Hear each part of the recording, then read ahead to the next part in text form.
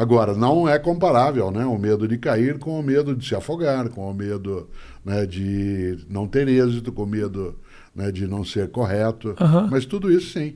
Por isso, quando você diz, tem medo da morte, eu digo, claro, né, seria estranho. Aí eu teria que ser alienado se eu não tivesse esse tipo de medo.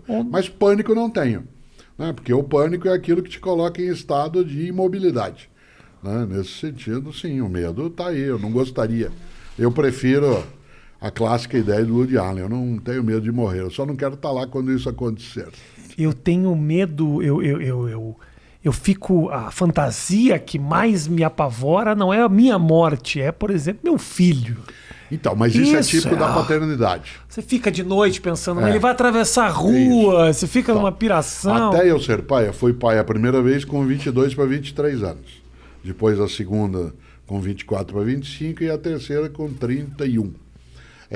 Até o primeiro momento de paternidade, eu tinha um pouco de temor da minha morte individual, exclusiva.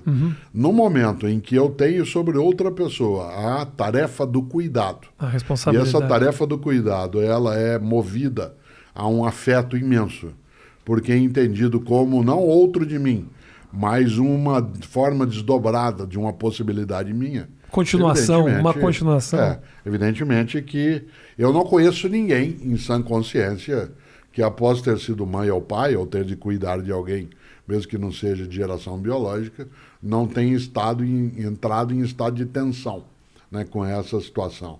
A frase, eu prefiro morrer no teu lugar, eu dou a minha vida, ela não é uma frase vazia. Ela tem um sentido expressivo.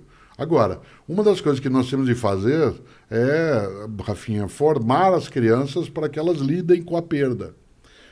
Nós não podemos fazer com as crianças aquilo que, de uma certa maneira, o mundo hoje digital, ele dá a ideia de que você pode ter ou uma second life, no sentido de usar uma expressão de um modo antigo dentro do mundo digital, e segundo, de que você pode resetar as coisas. Não. A mortalidade, ela é um fato, como diz a antiga frase, não é que a gente tem a vida curta, a morte é que é muito longa, a gente fica morto muito tempo. Né? Nesse sentido, uma criança ou um jovem, ele tem que ser preparado também para a perda. Um dos equívocos dos tempos mais recentes é que, em nome de poupar uma criança dela passar por algum tipo de desconforto psicológico, ela acaba sendo iludida em relação à vida.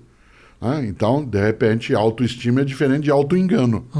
Induzir alguém a autoengano é algo muito perigoso. Se eu quero que minha filha ou filho, como é o meu caso, ou filhos e filha, ou meus netos e netas, que eles sejam capazes de ter com a vida uma relação, né, muito mais persistente, eles têm sim de ser preparados para aquilo que é a perda da prova, a perda do afeto, a perda do amor, a perda de uma pessoa.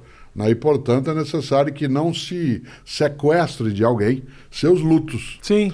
Porque se sequestrar as possibilidades de luto da pessoa, ela não consegue lidar, né, com essa condição. Então, é preciso cautela. Mas é um equilíbrio difícil, né, Cortella, de você... eu quero privar meu filho dos traumas, né, dos problemas...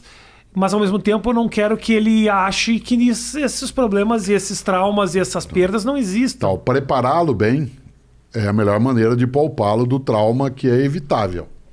Existem traumas que são inevitáveis.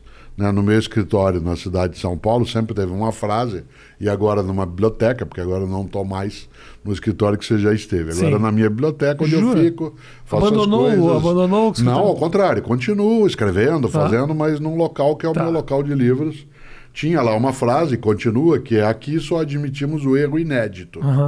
Aqui só admitimos o erro inédito significa que, né, a possibilidade do desastre, ela é uma possibilidade, ela não é uma obrigatoriedade. Né? Por isso eu tenho que me preparar para esse tipo de circunstância. É claro